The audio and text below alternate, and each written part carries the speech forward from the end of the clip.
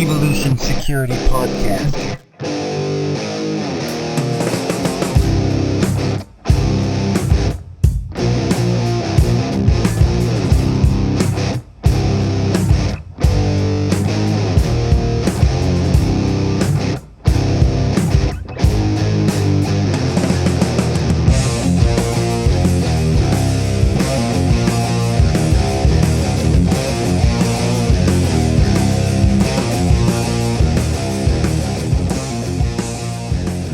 Hello everyone, this is Aaron Davis welcoming you to the Evolution Security Podcast. First off, we want to thank you so much for listening. We just really appreciate the support we've received over the last few years. This has been a blast. So we've got a great show for you. This will be the second time to have who is a huge personal and direct influence on the EvoSec crew, and he's my pistol coach, Mr. Mike Brown. Now, before we get into that interview with Mike, I'd like to mention our sponsors who we believe in, and we believe that they are the best in their business. First, I'd like to mention Origin.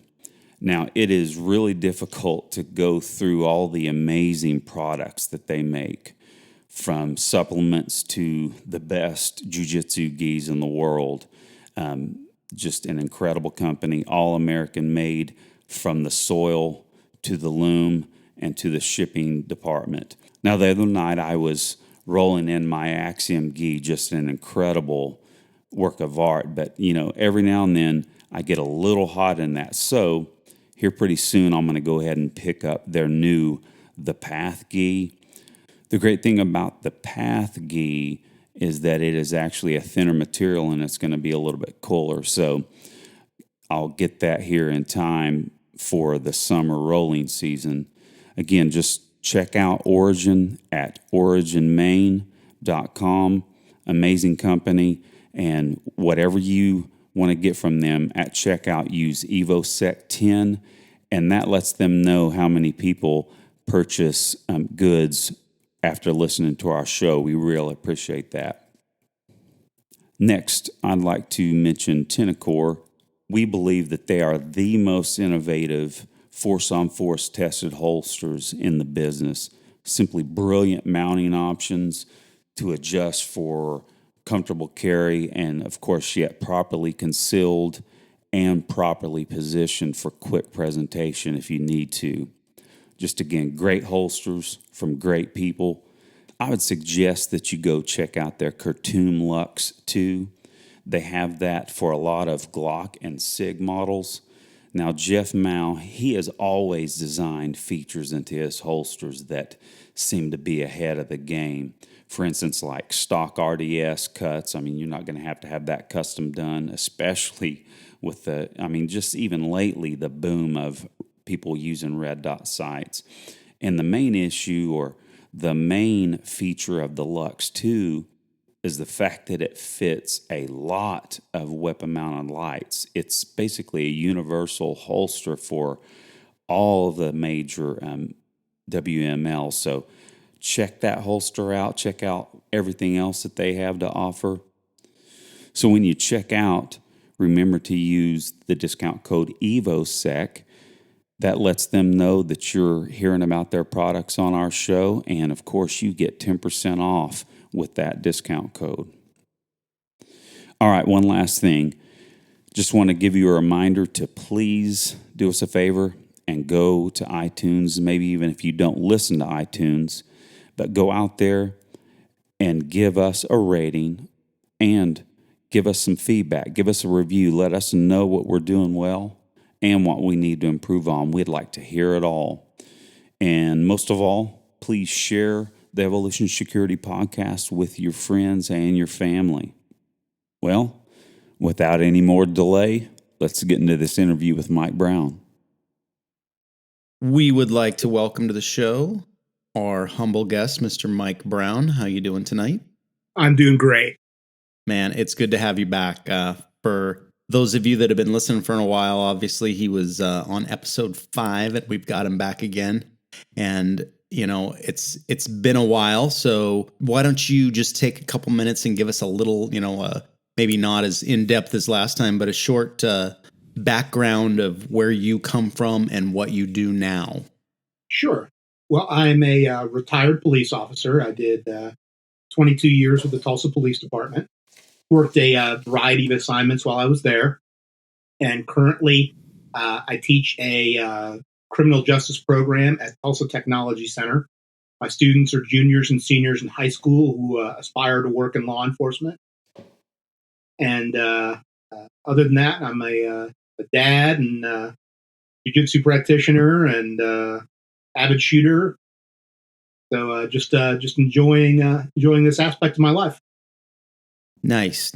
No, and it's good to hear that there's somewhere where kids still get to do that in their formative, formal training years, because that's a difficult road, and for people that have interest in it, they need every edge they can get nowadays.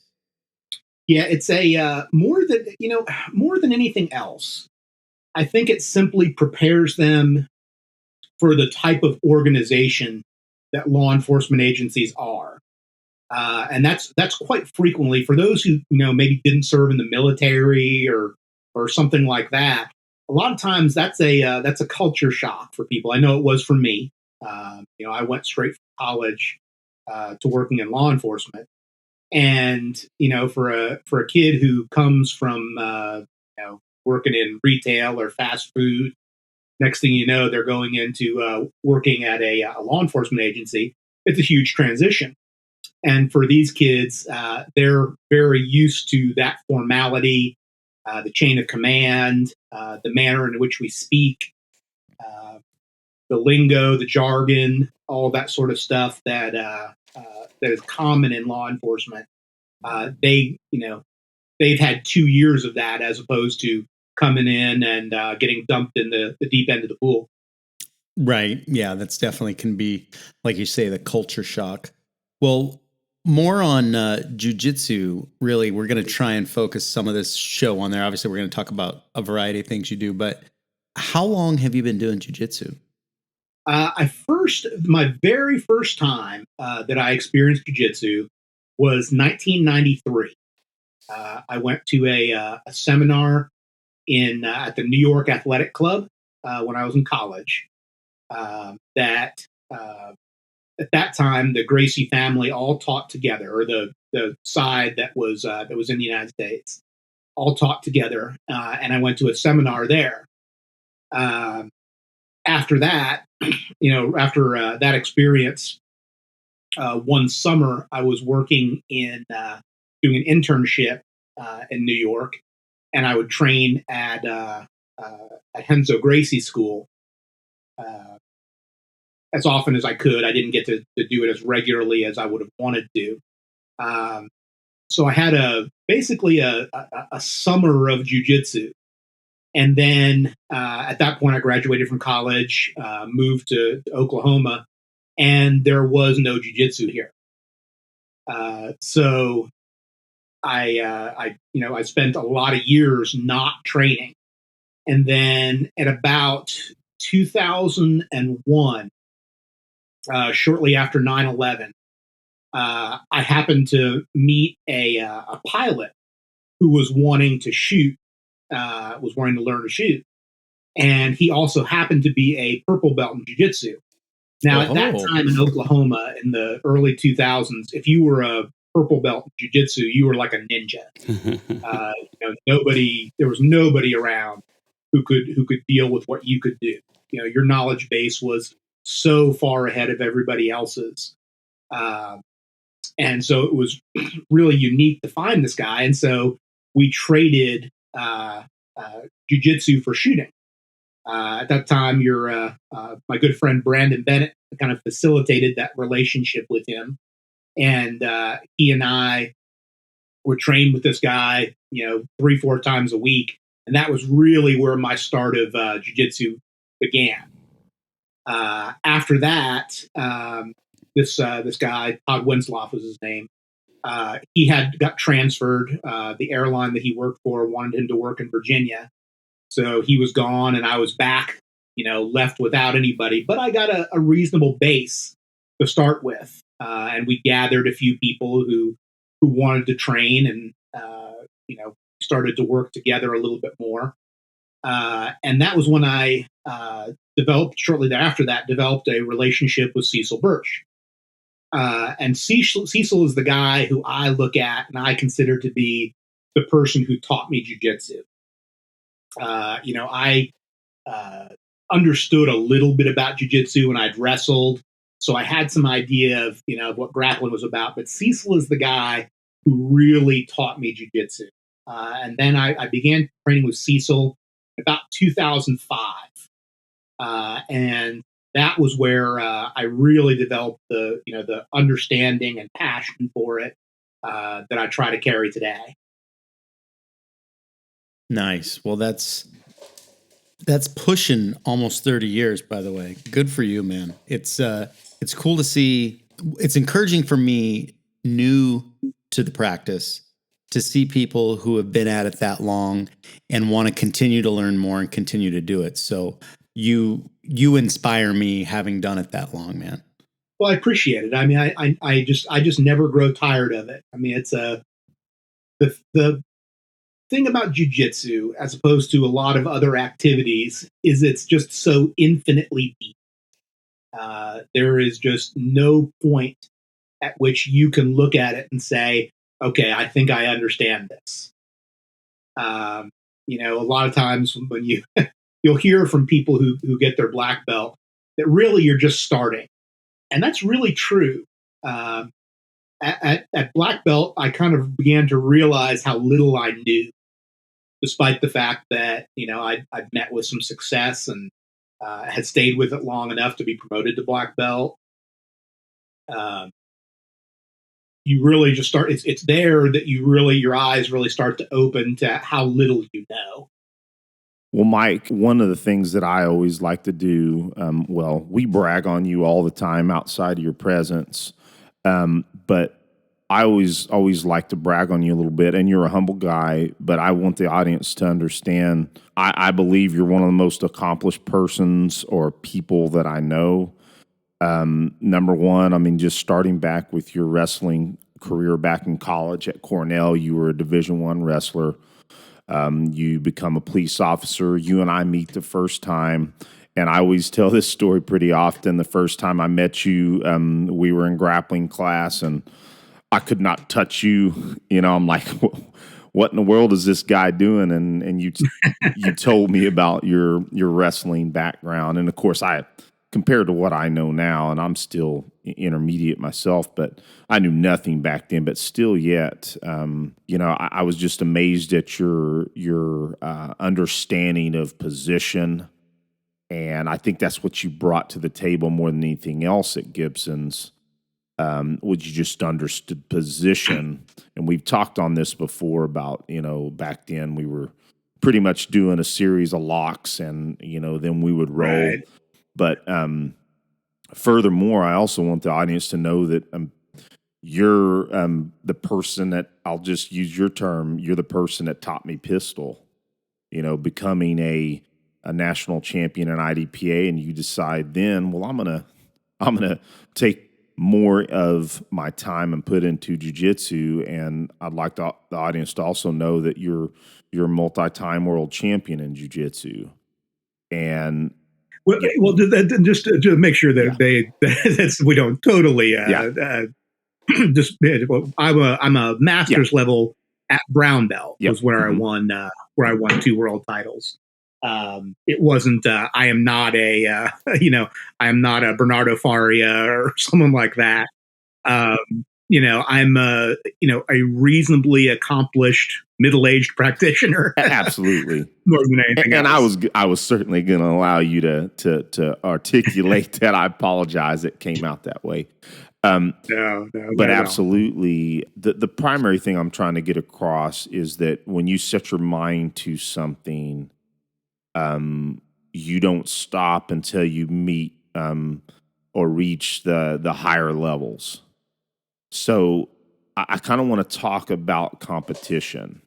You know, I've competed in jiu-jitsu. I'm not nearly as much as you, and it's been many years since I've competed in jiu-jitsu. Of course, I still shoot competition and pistol, but I wanted you to kind of frame either the importance of competition and maybe a branch off of that if you feel like, because we're trying to kind of frame this show as educating people on what can make them more successful.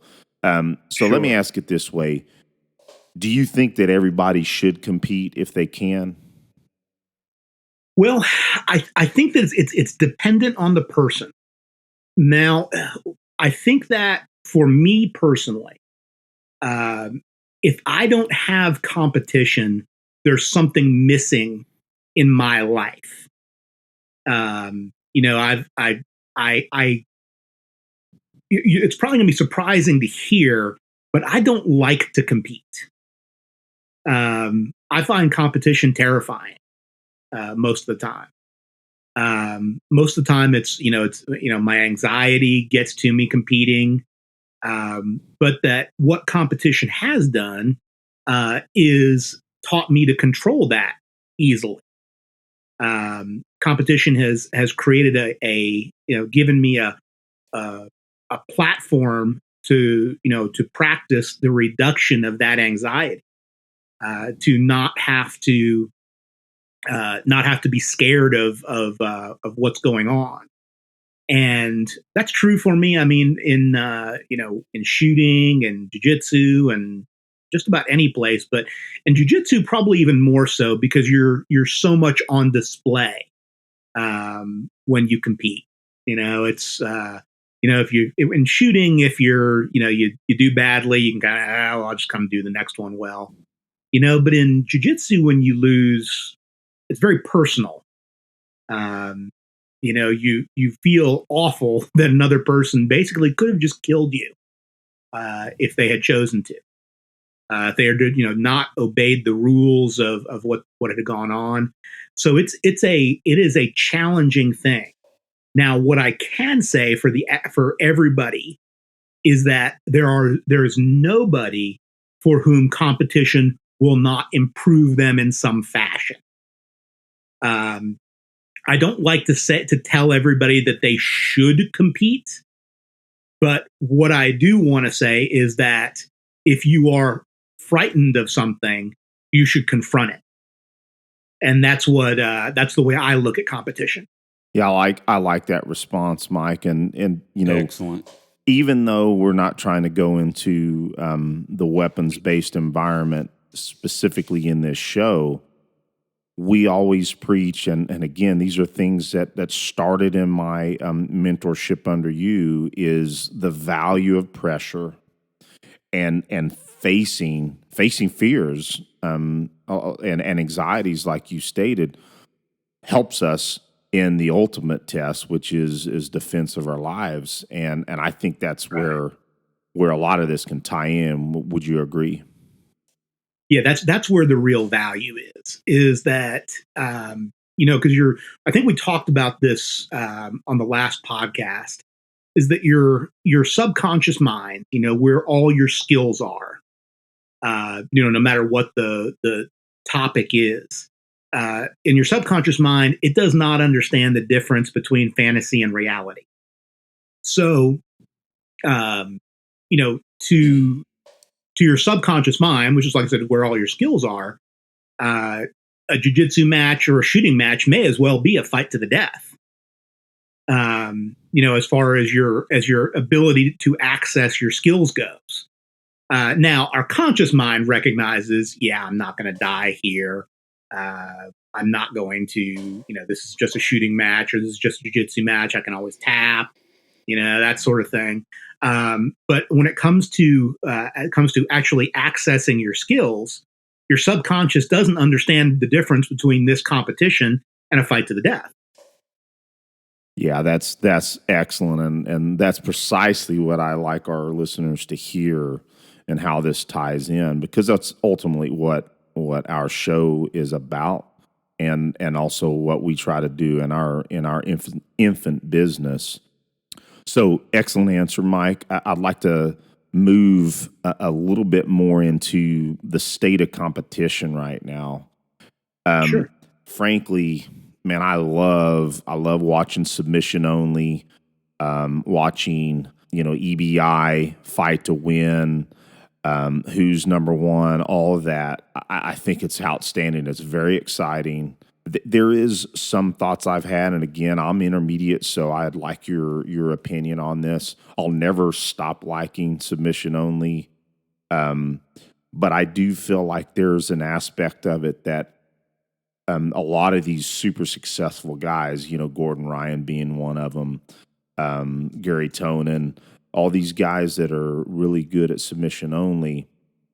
I do see that there are times where they might give up advantageous positions that are so important for the real application of jiu-jitsu on the street. Do you feel like there is kind of that niche in there that can be a little detriment to those of us that focus on jiu-jitsu for self-defense? I really like your honest opinion.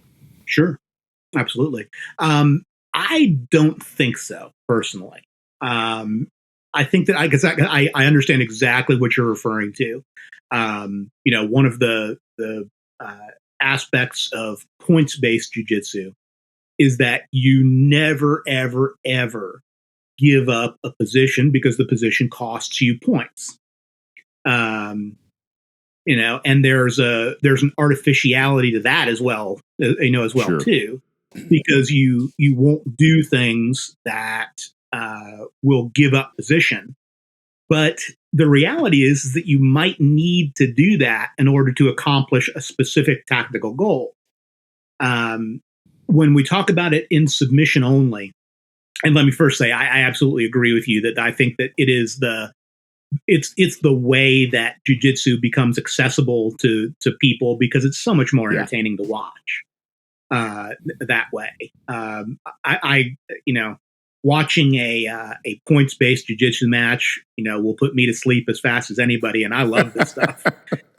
That's good to know, Mike. So, I mean, it's not, I get that rationale. And what I do appreciate about the issue that you're talking about, the idea that, sometimes they're willing to give up positions in order to make other things occur. Where I think that's an important distinction is that that's exactly how we should all train. And when I say that, the goal of training isn't to win. The goal of training is to learn. And I think that far too often when we train, we gauge our success based entirely around whether we succeeded in whatever it is we were looking to do, whether that be to submit somebody or to escape a position or something else. But really, the important aspect of that isn't so much that you succeed, but that you understand. Because if you succeed, but you don't understand, then you're kind of like a monkey who accidentally types a word on a typewriter. It doesn't matter because you can't replicate it. Now, if you don't have the level of success that you want to achieve, but you understand, then you've achieved something far more important than a single individual movement that you executed correctly or a submission that you got. Because now you can replicate it. And the goal in learning jiu-jitsu isn't that you beat any individual partner or win any particular role. It's that you understand that you can be present enough to recognize what's happening. And if you recognize what's happening, then you're cooking with gas. Then you're really understanding what it is that you need to accomplish and what you can continue to do. If you aren't present and you can't understand how something happened, it just isn't that valuable to you, because then it's an accident. Well said, Mike. I mean, I totally expect that type of answer from you. And maybe I'll even frame it this way from my lesser experience understanding. Also, if all I'm concerned about is keeping somebody from passing my guard or me losing top position or whatever submission I think I'm going to try to execute that one night, then I am giving up so many opportunities to learn. Is kind of what I feel like you're saying, right? That's certainly part of it. The big deal is that is figuring out what success really is. Is success getting a sweep, or success understanding why the sweep works? And in my opinion, understanding why the sweep works is far more important than getting the sweep. Gotcha. Yeah. And the earlier someone comes to grips with that, the faster their progress in jiu-jitsu, occurs. And it's one of the reasons that big, strong people frequently learn at a slower pace and progress at a slower pace than intelligent people, because there are people who are intelligent and thoughtful.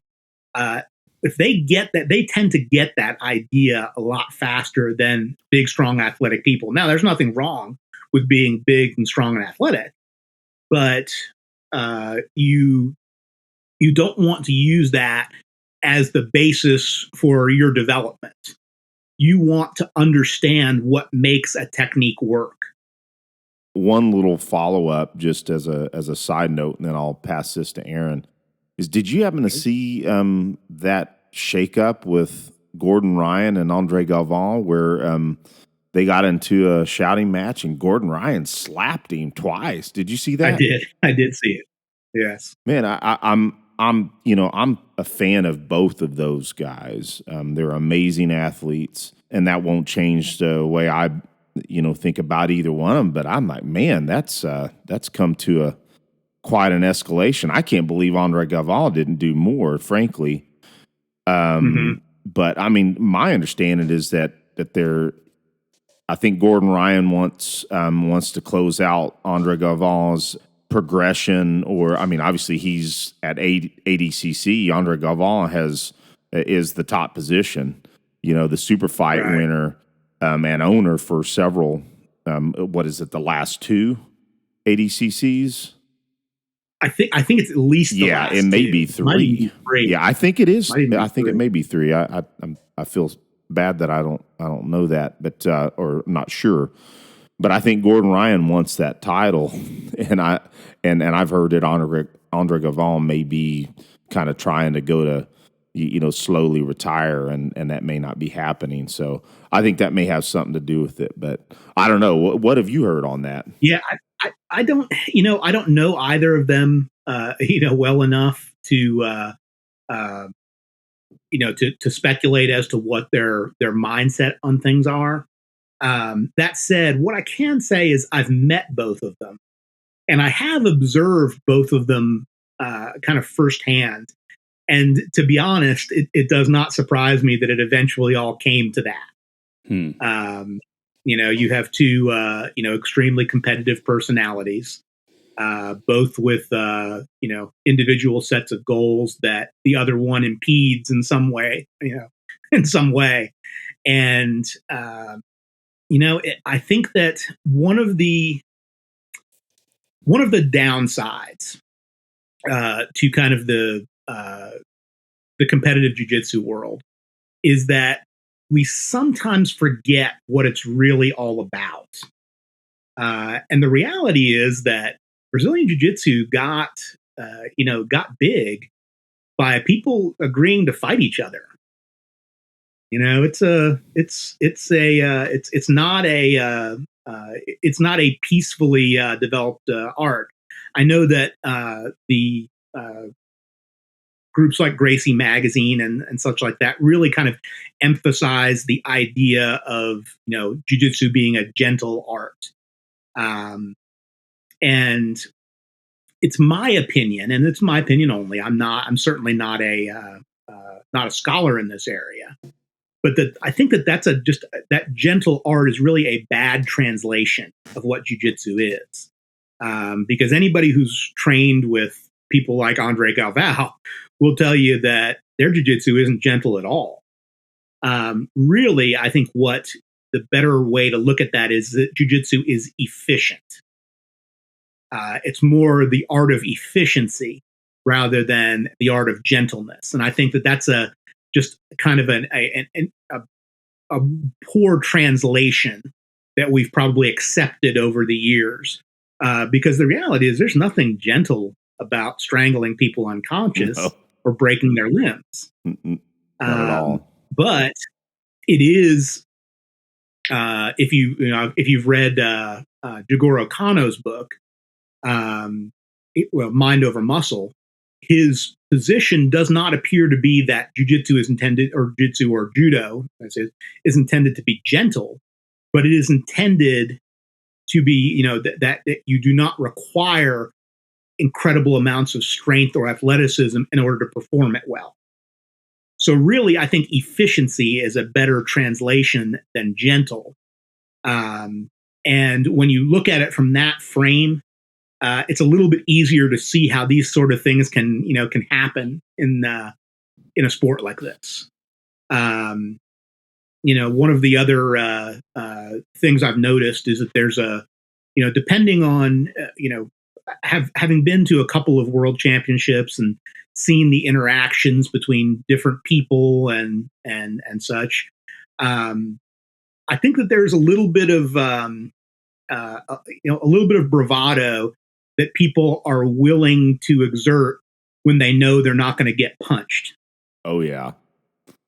And I think that I see that a lot in jiu-jitsu tournaments, and I tend to try to conduct myself in a way that no one's ever going to want to fight with. I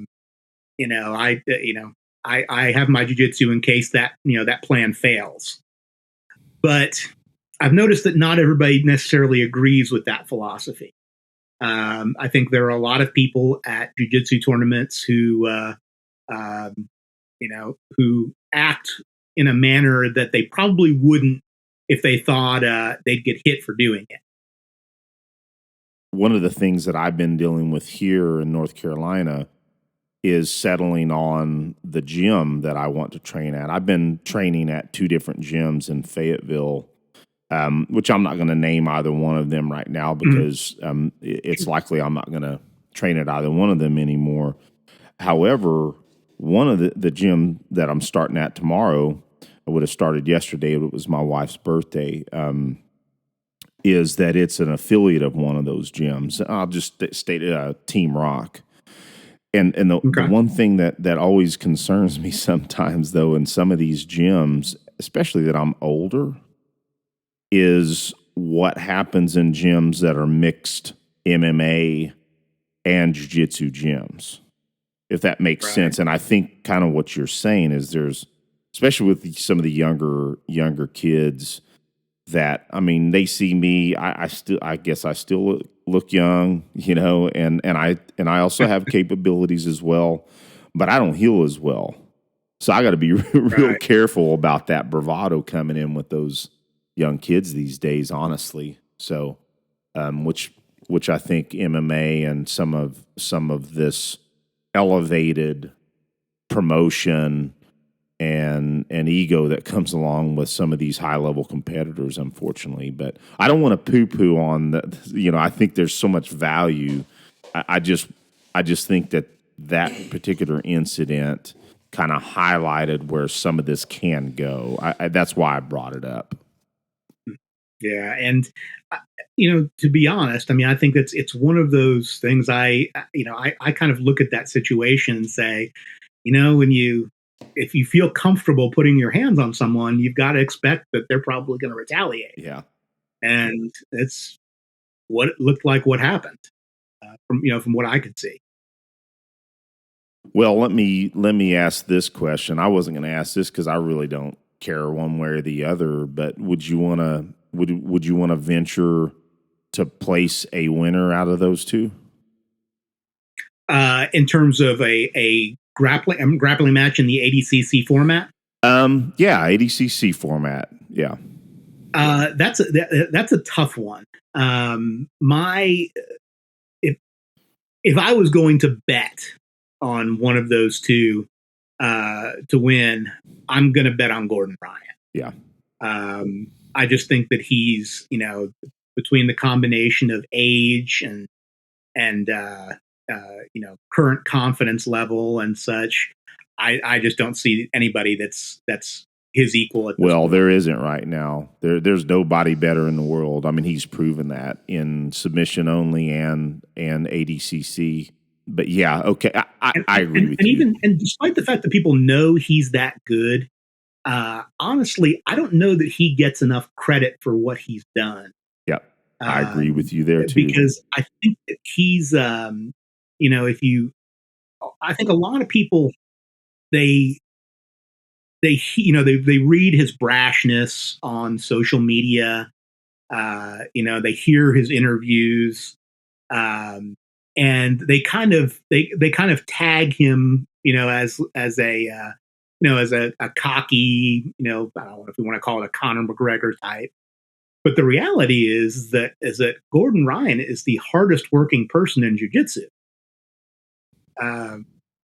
He is somebody who puts so much work into what he's done. And he's done it in a short period of time just because he put the hours in a way that no one had done before this. Well, heck, he was a purple belt at EBI, was he not? I don't think so. I don't think he was a purple at that point. Okay. But he was, he progressed so quickly to such a high level, not because of some particular gift, but because he outworked everybody. Yeah. He put in hours that most people or I shouldn't say most people, 99.99% of people who actually step onto a mat aren't willing to put in. Well, hey, Mike, Aaron here. I wanted to kind of talk about something that you said earlier about the vastness of jiu-jitsu. And, absolutely. I can really relate to that as I've played guitar for the past 32 years. And there really is a point where you maybe even are professional like I have been and played with some of my favorite musicians, etc. But there is a point where you realize there's so much that you do not know and that you will probably never know that it makes you humble. Mm-hmm. And yeah, I think that honestly, that's what keeps me interested, to be honest. It is, I can see where for a very beginning person that could be frustrating. But once you come to grips with the idea that it's so deep that you are just, you could go on this trail forever. It really makes it it makes it easier for me. Interesting. It makes it more exciting for me. It makes it so that it's just so much less likely that I'll get bored with it. Yeah. Well, I also wanted to say this, and I don't want to discourage any listeners out there because we certainly espouse getting into jiu-jitsu and grappling arts if one is able. But I can say this, that on all, out of all the things that I've done in my life and all the things that I've been fairly successful in, jiu-jitsu is still the most difficult endeavor that I've tried. And to be honest, sometimes I'm like you said, I can get frustrated. But again, I'm glad I'm in it, and I will keep working at it because I do learn so much. And specifically, I'm real proud of my wife. She hit it hard, and man, she goes all the time, and she's of course in advanced classes, and right after she got done with the intermediate classes like I am in, she said, Aaron, I was just overwhelmed, and I am still overwhelmed every time I go.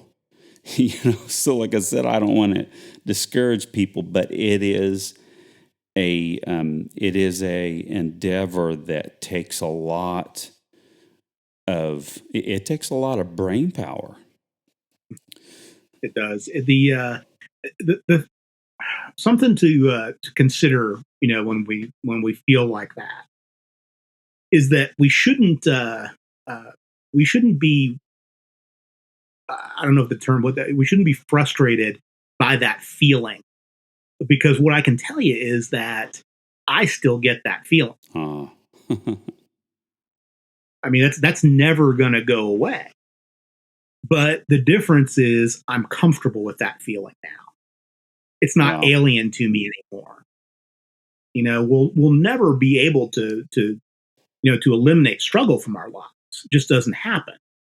But when we become comfortable struggling, then everything else is much easier. And that's excellent, and also encouraging.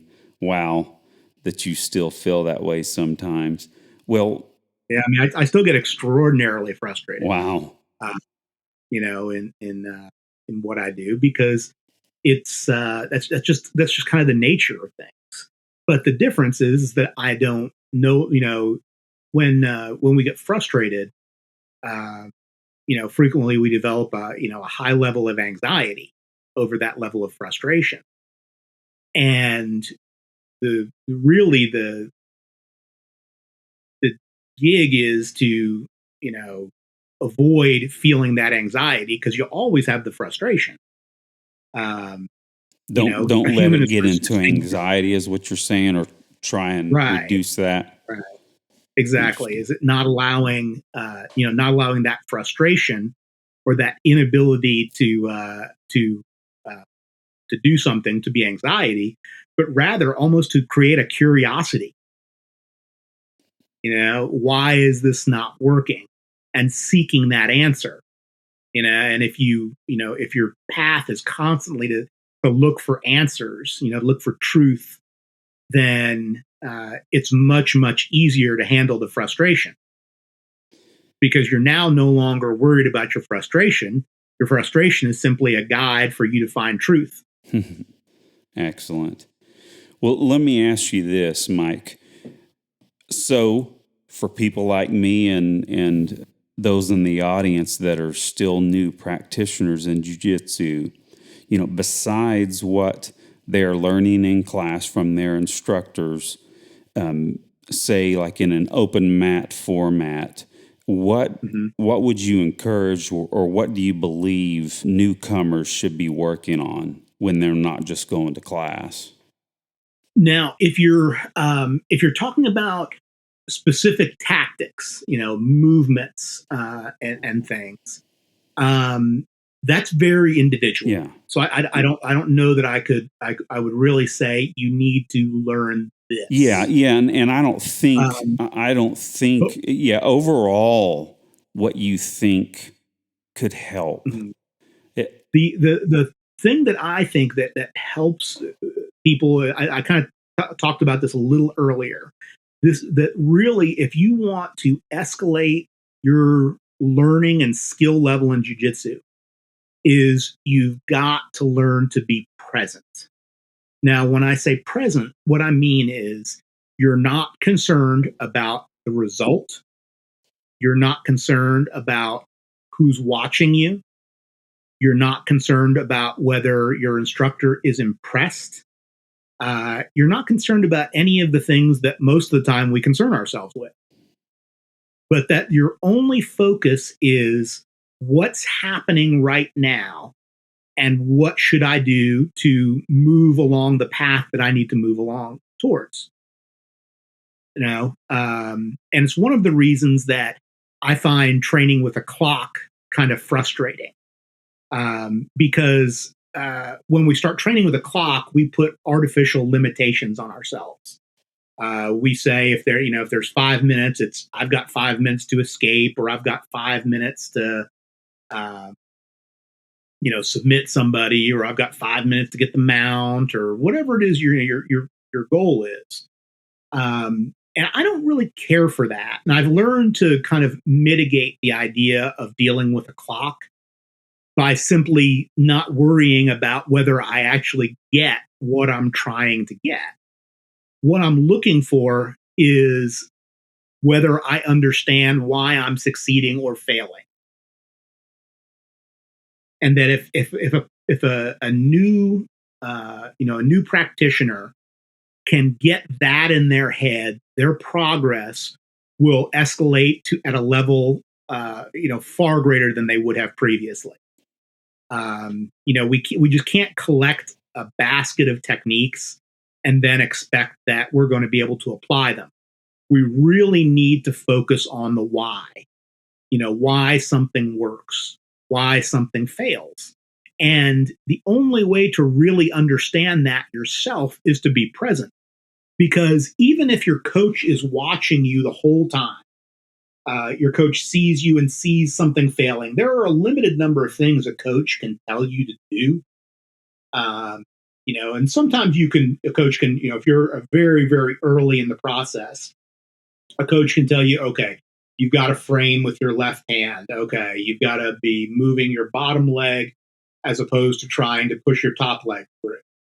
There are things that a coach can tell you physically, but that's just not as useful once you start to have a little bit of understanding of the techniques. Because really, the best thing that you can do is learn to coach yourself. And the way that you learn to coach yourself is by being present, by recognizing what's going on. And if you will free yourself from concern of success or failure, beating a certain person, getting beaten by a certain person, seeing who's watching, all that stuff, then you are much more likely to realize what's happening at that moment. And once you realize what's happening, it makes it much, much easier to execute it on demand. So, Mike, I'm new, not only to jiu-jitsu, but I'm newly back in the gym. So we had a little rougher here in some of the Western states. Mm-hmm. My gym was closed for almost an entire year. I had about 9 months, a little over 9 months of training in, had one stripe, really felt like things were clicking, and then got the go home, don't come back, So the rug pulled out from under you. Yeah. Exactly. Literally it was, I understand they could only do what they could do, but I have landed another gym because the hours and, working times and working parameters are better for me. Currently we're still under some constraints here, but I've only been back a couple of weeks. And one thing that's interesting is, I don't remember a lot of submission moves. I'm working on, we drill and I'm learning. The drills are familiar, but when you were talking about being comfortable with the pressure and being comfortable having someone, one with their hands on you and your hands on them, that did not go away. So I've been, really good at learning to be inside control, not myself, being inside control, and just being comfortable being constrained, and then waiting. And like you're talking about, when the move starts to happen, that's my opportunity. Because if I'm in a really good controlled position where I am positively controlled, until he moves, I'm just wasting my breath trying to force myself out. And that's something that I got to remember, is to not expend the strength when there's no purpose in expending it. Right. I think that's, what I was talking about a little earlier when I was talking about the idea of training with a clock. One of the frustrations that many, both new and experienced people sometimes get is that when that clock is running, there becomes this idea that if you don't get it done before the buzzer goes off, that you failed. And would really encourage people to not think that way. That if, like you say, if you're being held in side control, for a protracted period of time, it's unlikely that you're going to be able to escape until that person moves. And some people have the idea that if they end the round in the better position, that they've quote unquote won. And the reality is that, what exactly did you win? They're not giving out any medals tonight. There's no there's no awards for you being the last guy on top in side control. And the reality is what that person did was, they impeded their own progress by looking at something that didn't matter. And now, if you are specifically holding side control because you need to learn how to hold side control, that's a whole different matter. If you have someone who doesn't know how to hold it, or has become exhausted and they feel like, okay, this is a place where I can catch my breath. Those are different things. But I think a significant number of people who do jiu-jitsu do so with the goal that if I can beat this person, I'll feel better about myself. And I think that that's really a really limiting way to look at jiu-jitsu. That if you gauge your success and failure based upon how you do against one individual in the gym, or even a group of individuals in the gym, I think you're really missing the boat. No, I say you, I'm not talking about you specifically. I just mean the royal you.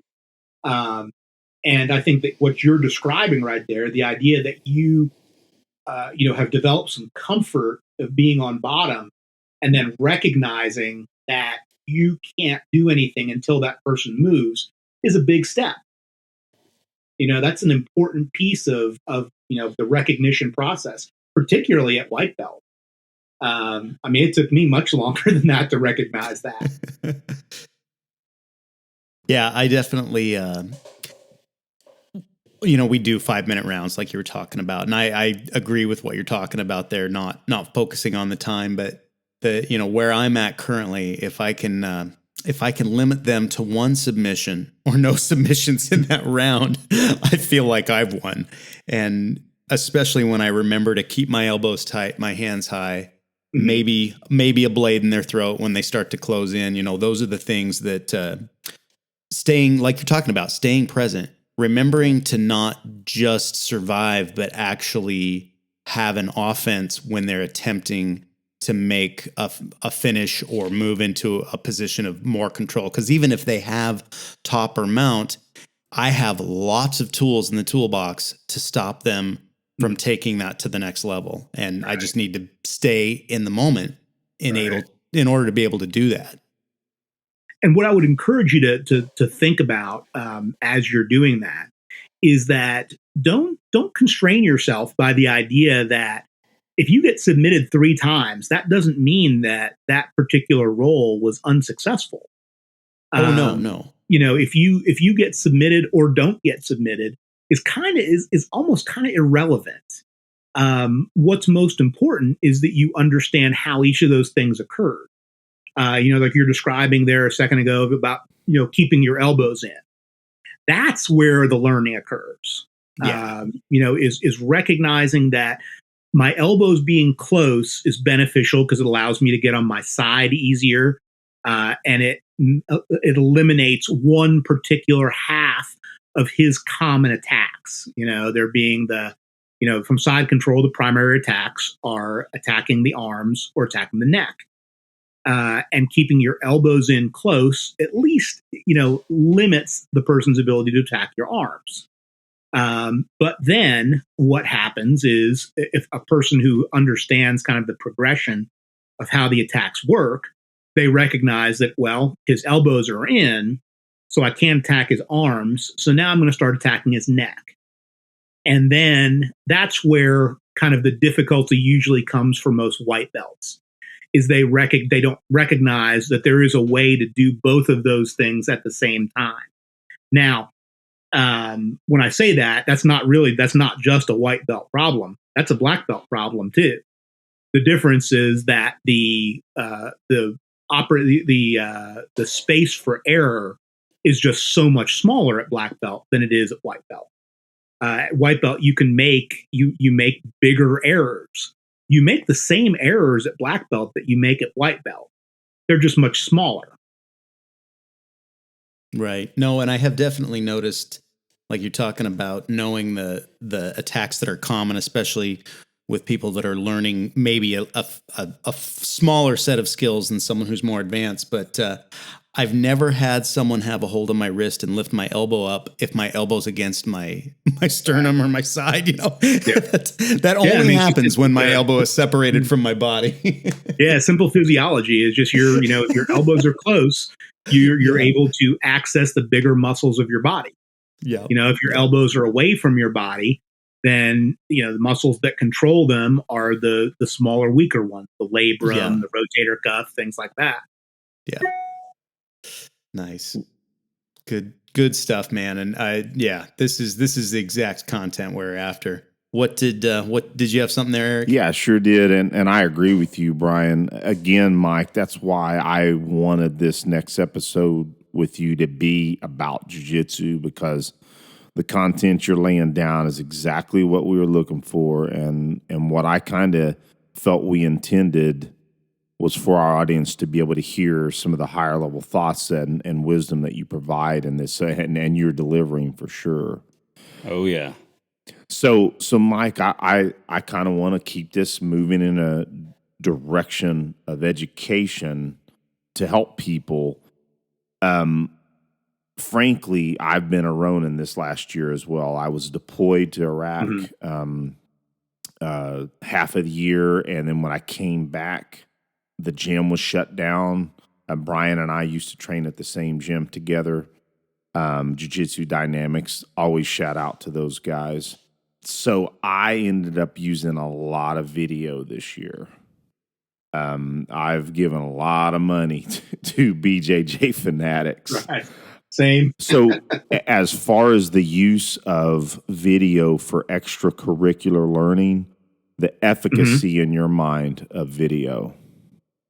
I think that it's again very dependent on the person and their learning style. My learning style is very kinesthetic. So the amount of benefit that I get from video is much less than somebody who is a very strong visual learner. I can watch a video and I don't necessarily understand the subtleties or what makes it work. Just because of how I learn. Whereas I've got another black belt who's operates an affiliate school of ours that I am constantly jealous of, because he's able to look at something and then replicate it. I can't necessarily do that. That said, what I can do is I can use video to guide me towards new ideas. And that's primarily what I'm doing in terms of when I watch video, is I'm looking for things I really don't know anything about, things where I'm completely missing the boat. And fortunately, there's plenty of that.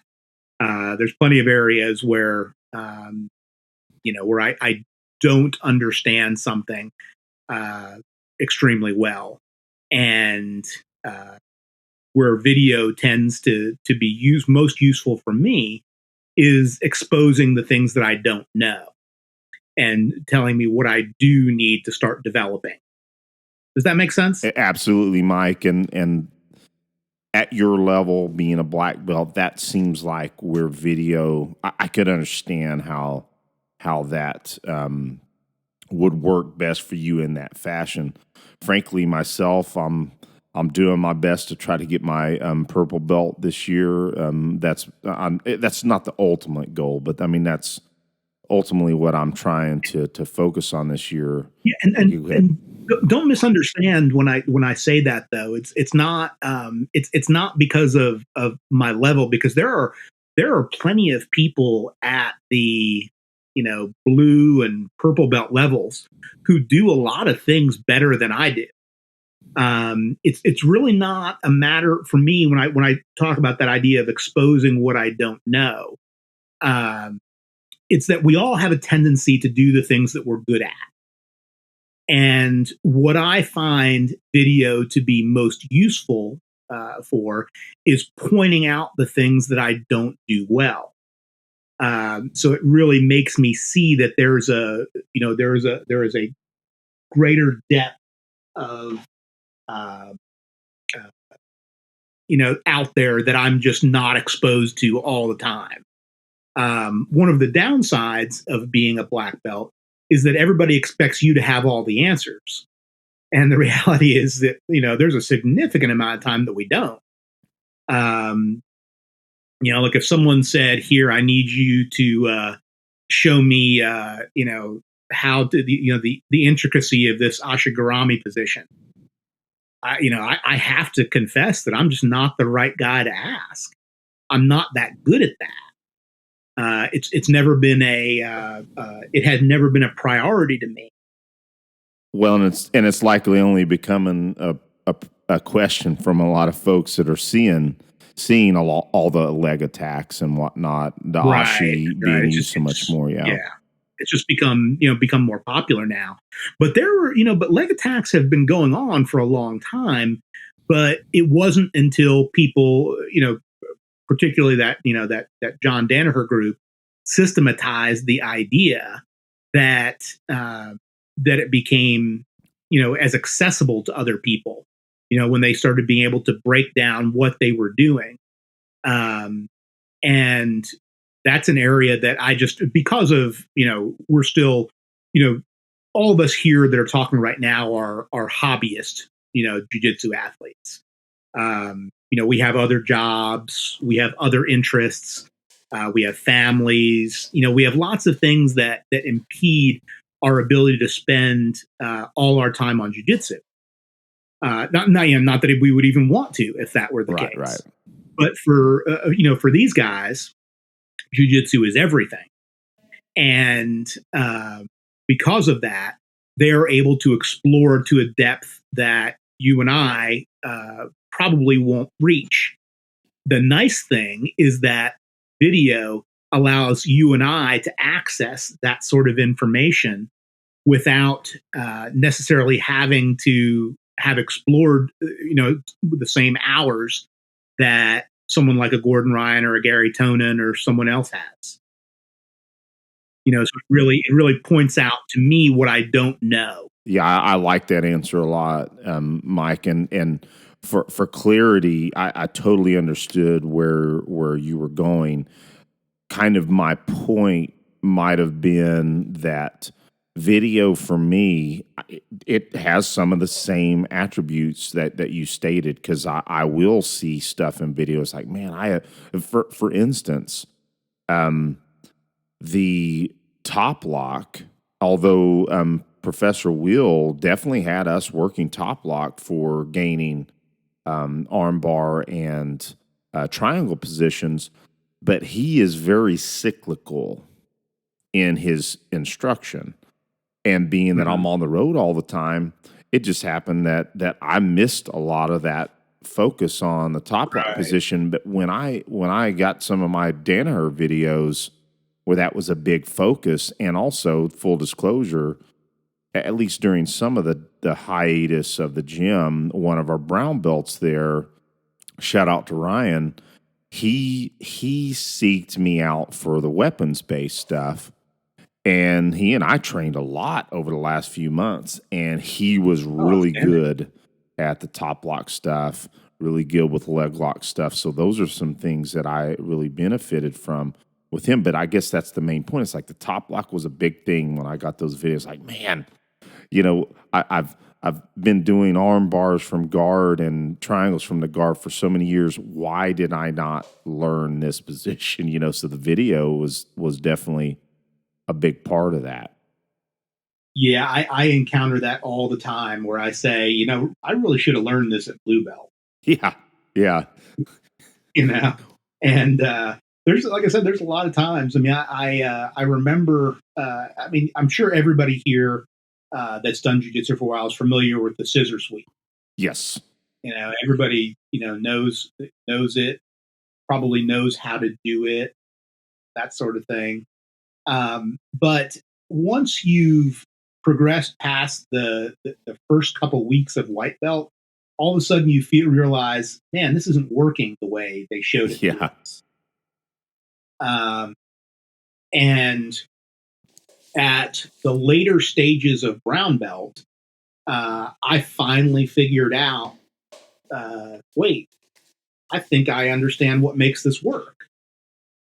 And it's interesting that a technique, which is probably the first sweep that almost everybody learns, I really wasn't applying well until I got to brown belt.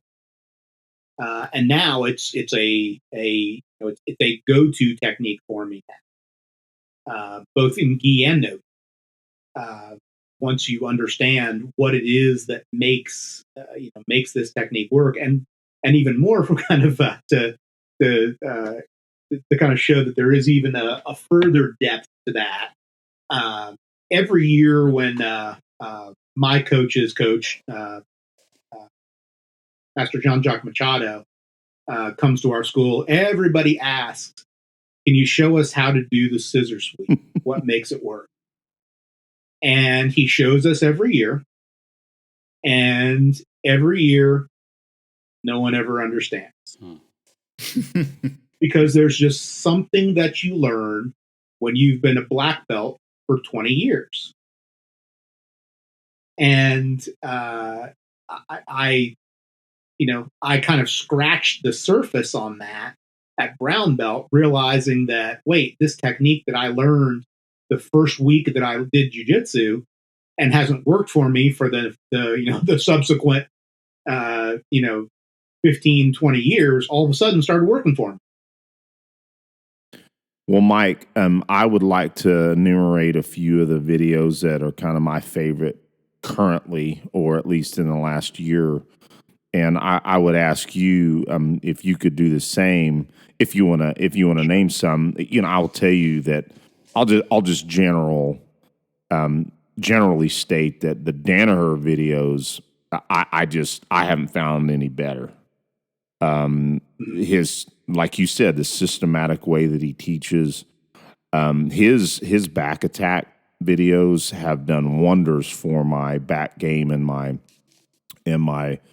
chokes from the rear, and just understanding, starting to learn the leg lock game a little bit from those videos, and again, the basics of his escapes and his guard passing videos. I mean, I have learned so much through just those videos, and then applying them in open mat. I mean, they're some of the best investments I've made.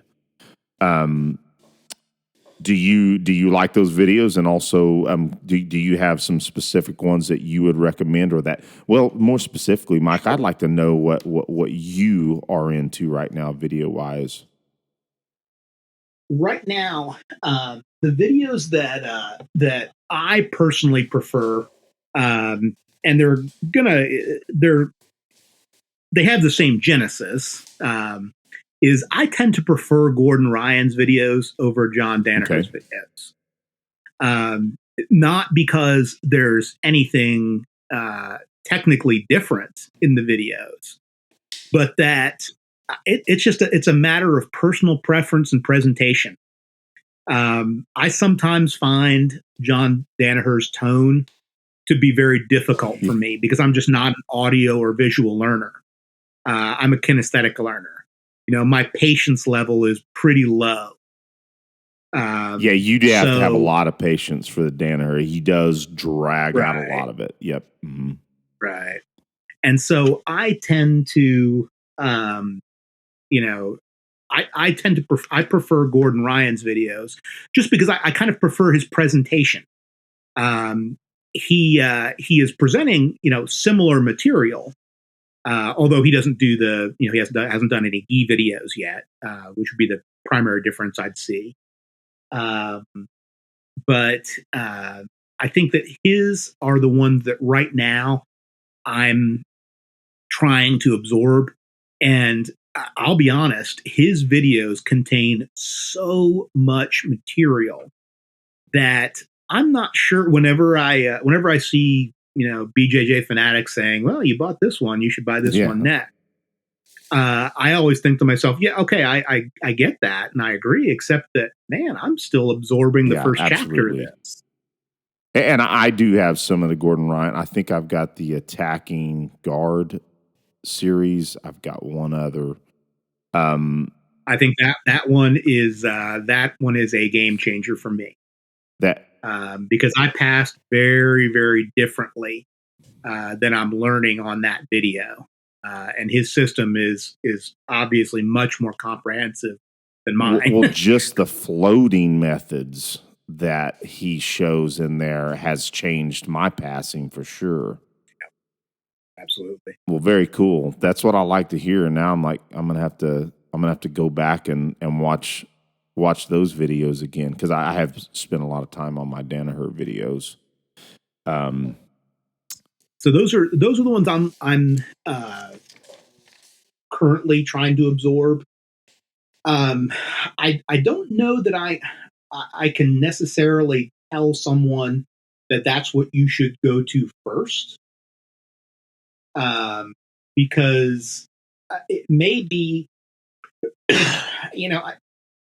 someone like him would be a better person to answer that question as to whether his videos are probably the ones to start with, or because he tends to address things from a problem-based format.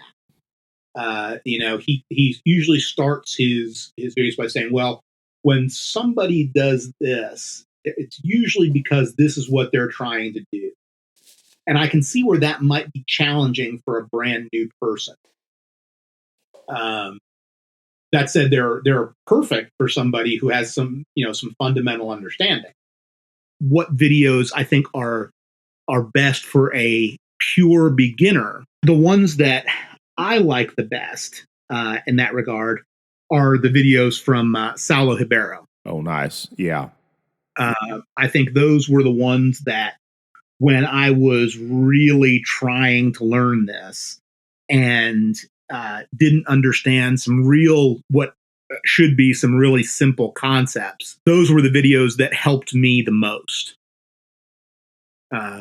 Was his series. Yeah, Saulo Ribeiro is outstanding at getting the basics across. Yeah, I have some of those. Again, this is why it's a great conversation. It's like, yeah, I need to go back to some of those too, for sure.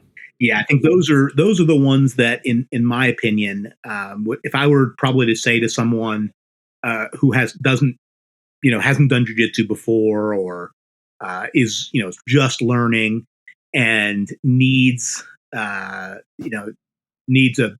good basic primer, I would say that those are the ones that I found most useful. That said, again, I learned I viewed those videos at a time when some of these other videos weren't out. So I don't know that I can necessarily say that you wouldn't be better off learning, say, like the John Danaher videos or the Gordon Ryan videos first. But I can say that I did probably, at that level of my development, I did take the most from Saulo Ribeiro's videos. Nice. Well, and I'll just kind of mention these. I haven't been watching them for a while. I watched them more when I was in Iraq because I had a little more downtime. Of course, I worked more hours, but is the Gary Tonin escape videos. Those are really good. They're a little bit. Sometimes I feel like they're a little bit haphazard, but man, there's some really good escapes on there. I've not seen any of his videos yet, because I tend to, if I can't watch a video, and I try not. I fail myself on occasion in doing this. I really try to not buy a new set until I've really feel comfortable that I've gotten the material out of the first one I watched. And Mike, that's my problem is when I was deployed, I was buying them like crazy. So yeah, I'm with you. It makes so much more sense there because, like you said, you had so much more downtime, and your ability to, to look at those and, absorb what's on there. If you have more time on your hands, you're certainly able to. Right now, I tend to look at a couple of concepts, and fortunately I have a partner now who's willing to, who kind of understands and appreciates my my desire to drill technique, which is because I think that's one of the areas that a lot of other sports have the advantage on jiu-jitsu, is that I think that the typical format in jiu-jitsu is, okay, we learn this move, everybody do it 4 or 5 times, or if you're lucky, you get to do it for 2-3 minutes, and then the other person does it for 2 or 3 minutes. That's just not sufficient to really learn and understand a technique. And in order to be able to really, if you look at most other combat sports, none of them go and say, okay, you do this technique 4 or 5 times, you do it 4 or 5 times. Okay, now let's train. Let's roll, or let's fight. Whatever it is. No one would do that. If you look at Thai boxing as an example, they spend hours working the pads in a given session before anybody considers sparring. In judo, they do enormous numbers of repetitions before they actually do any randori. In wrestling, the vast majority of the time is spent drilling rather than actually sparring. Now I think wrestling probably has the most advanced system in terms of how we drill effectively in order to be able to apply it to our actual sparring.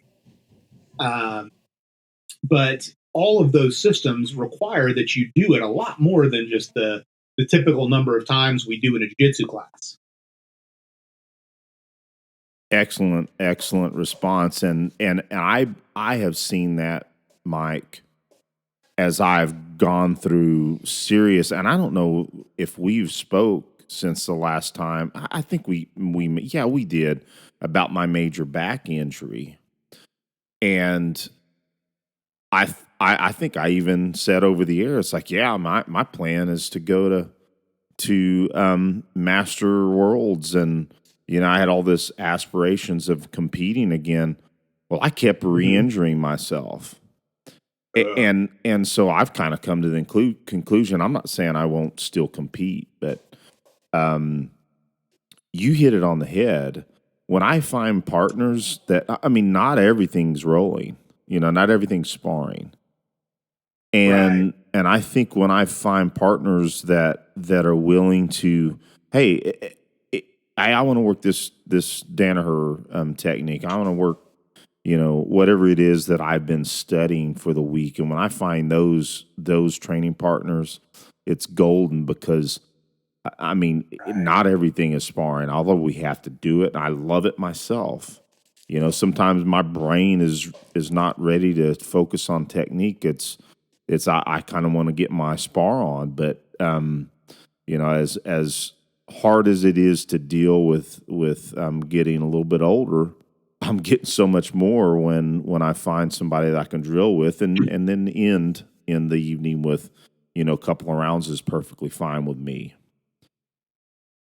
Right. And I think that there's some sort of, kind of mistaken belief that when you get to a certain belt that you don't do that anymore. And that's just untrue. I remember reading a book on the Oklahoma State wrestling program, and John Smith went into depth about training and such, and he insisted that drilling is the majority of what we need to do in order to increase our technical development.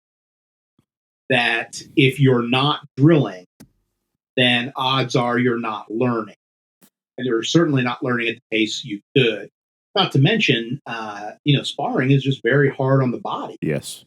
And if you're going to be able to do this for a protracted period of time as you get older, you just got to get past the idea that all we do is roll. Well, and it was like this. I keep mentioning this last deployment. What little bit of jiu-jitsu we did before we got totally shut down, I ended up being the highest ranking person at a class at one of the camps one evening, and some of the guys didn't know me very well, and incidentally, we were gonna work some X guard stuff, and I had this plan to work this with some other guys. There's a brown belt that was going to teach. Well, he wasn't there, so I said, "Hey guys, I guess I can take class." Well, one of these arrogant younger kids that I guess he didn't know me that well, I started warming up, and he starts taking over the class because he didn't know who I was and that I at least had some experience. And he kind of bounced back and forth with me for a little while, and then we weren't even hardly warmed up, and he goes like, "All right, guys, let's roll." It's like, I'll be honest with you, that evening, I'm like, you know what? I don't have time for this. I had to get on a plane or chopper the next morning. I'm like, you know what? I'm just going to skip out of here. So, Yeah, I get that. It's hard because, it's jiu-jitsu services, a really wide, range of people with a really wide range of desires and needs. And so it's tough sometimes to balance all of that stuff for everybody, because you want to satisfy the younger guys that, want a real tussle out of things. Sure. But you also need to be able to provide service to, an older person that just doesn't have the physical ability to continue to do that as long and as rigorously. So it's really, it's trying to balance all of those things for groups of people is tough. Very, very tough. It's one of the real challenges of being an instructor. Well, hey, Mike, we've spent some time here. We're getting close to an hour and a half, which is awesome material that we've covered. So we're going to start heading out of here, but wanted to talk about a couple of fun things real quick before we shut her down. Now, this is something new to me, and we've talked about this with some recent guests, so just wanted to at least touch base with you on it. Have you been running some red dots on pistols? How are they working for you? If so, what's your opinion on them? I have. I've kind of put, stuck both feet in and dove all the way into the deep end with red dots on pistols now. One of the things I found as I started competitively shooting again was that my eyes just aren't as good as they used to be. I was a very, very visual shooter, and I could target focus out to about 25 yards and still shoot and still utilize the sights effectively. What I've found is that now with iron sights, I can really only target focus out to about 10 yards. And that isn't a skill question; it's a vision question. I just can't see the sights while focusing on the target. Past about 10 yards. Well, you put the red dot on there, and I'm back to normal. I'm able to completely target focus and simply utilize the dot, to interrupt my vision. I had to figure that out because I think, like most people who probably use a red dot for the first time on a pistol, they try to use it like iron sights, where they stare at the dot. And the reality is that that's not what you're looking to do. You're looking to let the dot just sort of intersect your vision and know that you've got a single plane that you can do, and you can focus entirely on the target. Man, that's great because it's funny. I was just talking about getting a red dot pistol over the last several months, and it just so happens that when I get one, all of a sudden I start hearing a lot of these big name guys talking about how much it changed their lives getting into it. And I know red dots have been around for a while, even, kind of at the level they are now, but it seems like they've been exploding even recently. Agreed. I think that they, the combination of just the market supply, the various different, models and making them, as reliable as they are now.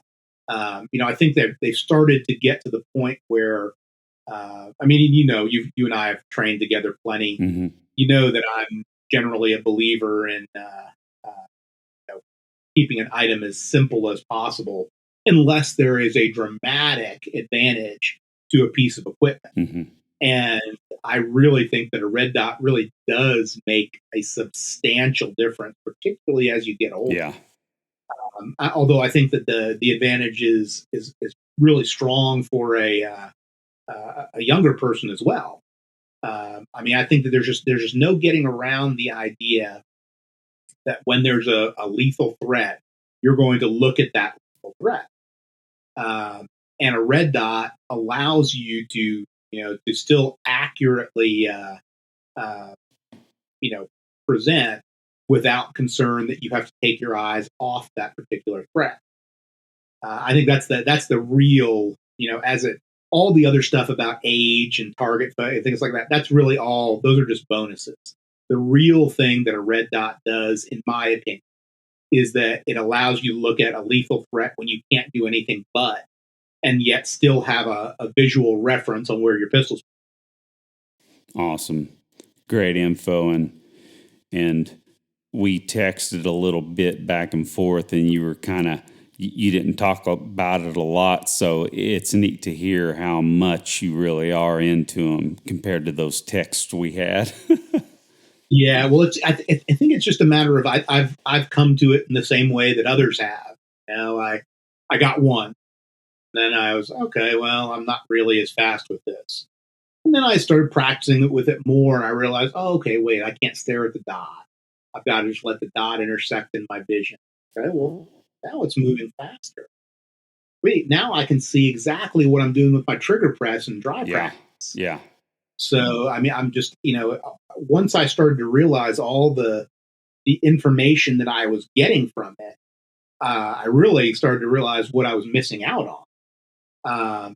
Now, but I'm also, when it comes to the dot, I've tried a couple of different formats in terms of how to do it. And I'm really, really sold on the idea that you either have to get your slide milled, or you have to get a slide that has it's cut for a particular model. A Brownell slide or a Zeb slide or something like that. Because I really don't care for the plate-based systems.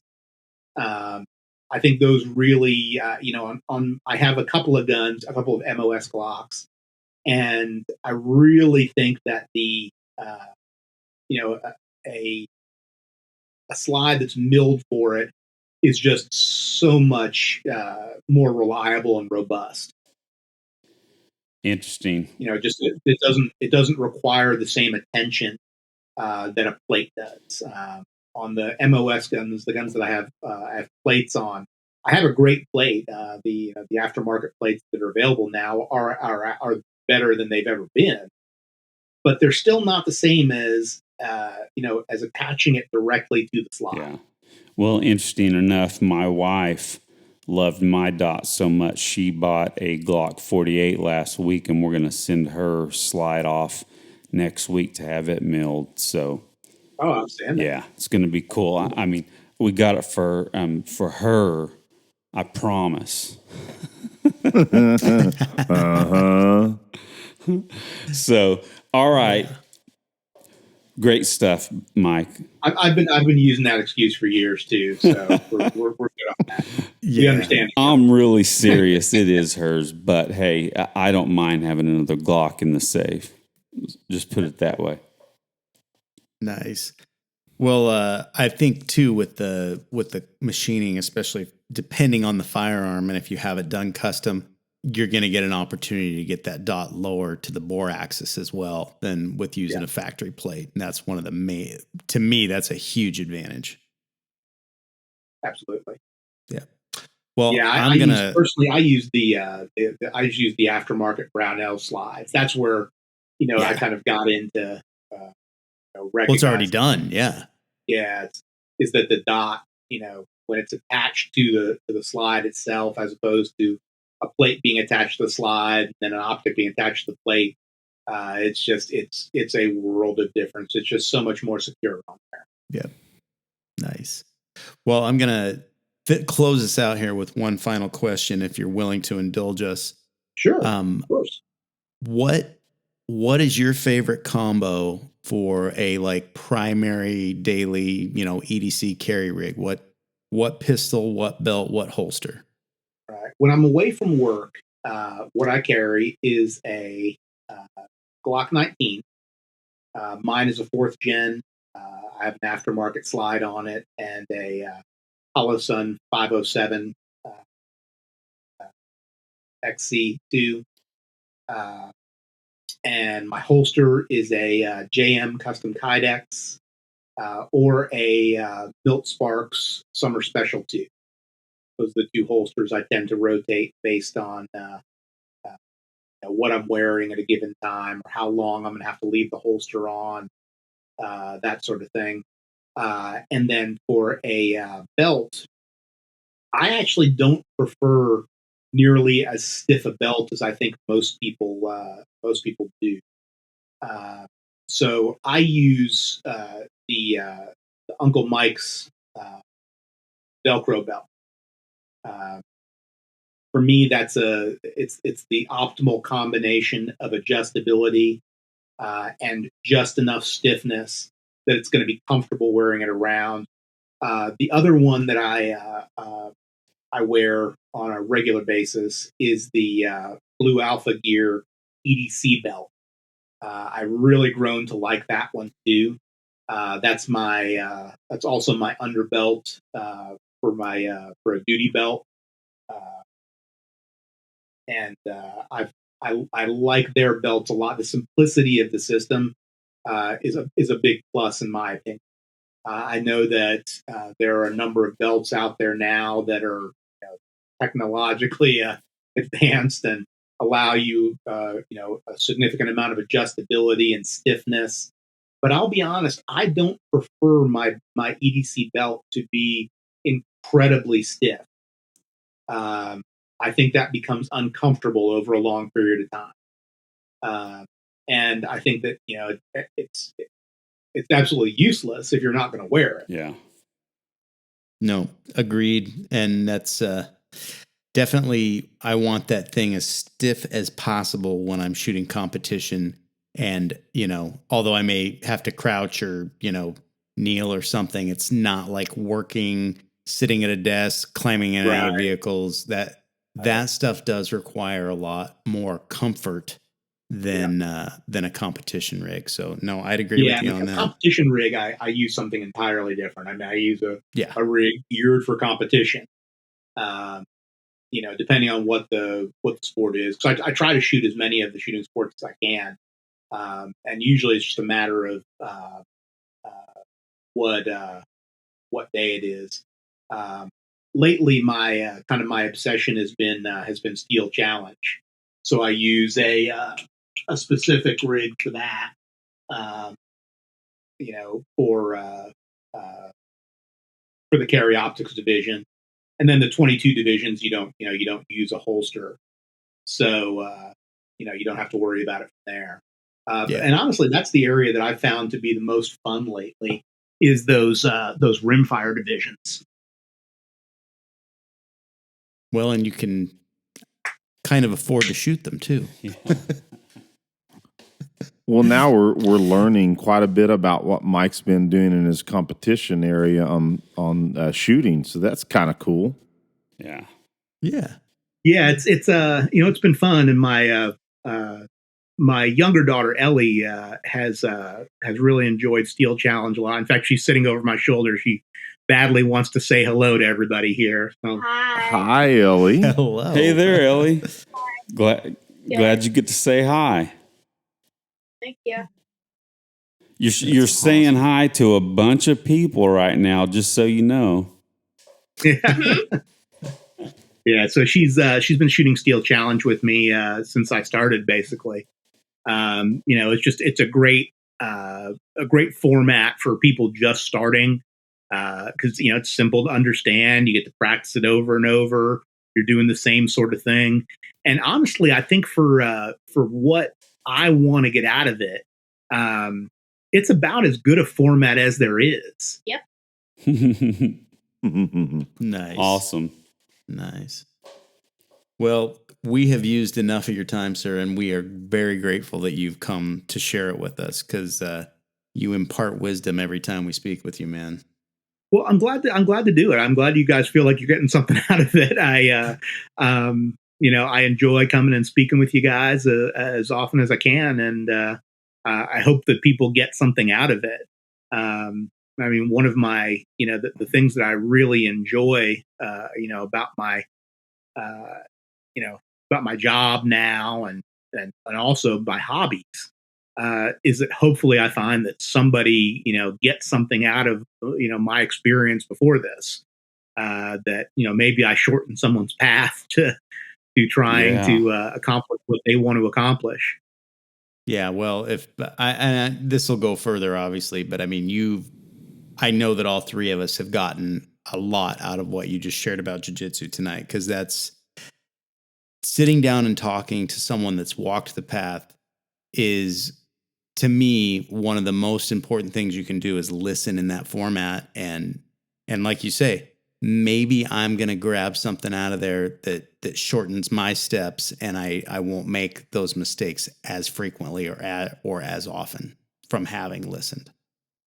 Yeah, it's one of the nice things about essentially spending a lot of time where I didn't always have a guide right there was that you get a much better insight as to what what really becomes important, and that's allowed me to really to feel as though I've got a pretty good grasp on the process, if that makes sense.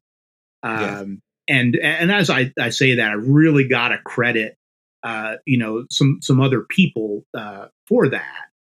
Most particularly the guy that I owe a tremendous amount to for my process in jiu-jitsu is Cecil Birch. Nice. He's the guy who, and I still say that if you need someone to coach you between white and purple belt, I don't know that there's anybody better to get you to that point. At this point in Cecil's development, he might actually be the best guy to coach you from purple to black too. I don't know. I mean, it's been a long time since we've trained regularly together. But he's the person that I think is probably my greatest influence in how I look at jiu-jitsu now and the process that I take in it. And so I will always be grateful to him for kind of setting me on this, but most importantly, for taking enough of an interest in me that I was able to to pick up a lot of what Cecil thought about process and thought about teaching, and for years he entertained me asking him questions and telling him that, I found this and this, and he'd say, oh yeah, that's great, this and that, and he'd make me believe that I had really figured something out, and the reality is that plenty of people had figured out what I had done before me. But one of the things that a really effective teacher does, besides actually teaching you how to perform a task or teaching you a skill or a piece of knowledge, is they drive you on a path, to really, make yourself excellent. And that's really the thing that I owe Cecil for, is that I wouldn't have followed this path if it weren't for him. Giving me the motivation to be to be as good as I can at this activity, and helping me move along that path, and always having a next step for me. He's the guy that I really look at as the guy who taught me how to do this well. Well, Mike, I'll say this real quick, and we will certainly let you go. It had been a while since I had seen Cecil, and he was the AI for the Range Master Pistol Instructor course I just took recently, and man, it was a great time hanging out with him. Just really enjoy his company, and as you're tracking, we're hosting him in Tulsa, and we're really looking forward to that. Absolutely. I'm hoping I'm going to be able to make that one, because unfortunately it falls right at the time that my daughter has her national championship. But I'm thinking I may be able to squeeze the class in and then take off right after that. Man, we would love that. I haven't seen you in many years, Mike, but I understand absolutely if you got to go to Fargo, we understand that. Yeah, so I'm just going to have to kind of wait and see, wait and see what the schedule looks like there, and hopefully I'm going to be able to make both of those work. Cool. Awesome. Well, everybody, this has been some amazing information, a masterclass here for sure, and a lot of things. So thank you so much, Mike, for spending time with us. Man, I'm glad to do it, man. I like I said, I always love our conversation. Right on. Well, till next time, guys. Take care, Mike. Bye. All right, sure will. You guys as well. Well, it sure was fun having our good friend Mike Brown on. If you've listened to our show much, you will have heard his name often. And we think that his wisdom and his articulation of the processes of improvement in really any endeavor, they were on full display there. So I think it's clear why we and our guests often bring him up. Now, we covered so much info with Mike, we are actually going to get that all, but we'll be sure to get that all. But before we let you go, we wanted to make sure we let you know who the guest is for our next episode. It's Cecil Birch of Immediate Action Combatives, and of course he's part of the ShivWorks Collective. You've heard about them quite a bit on our show too. Just wanted to let you know he's coming on, and we've got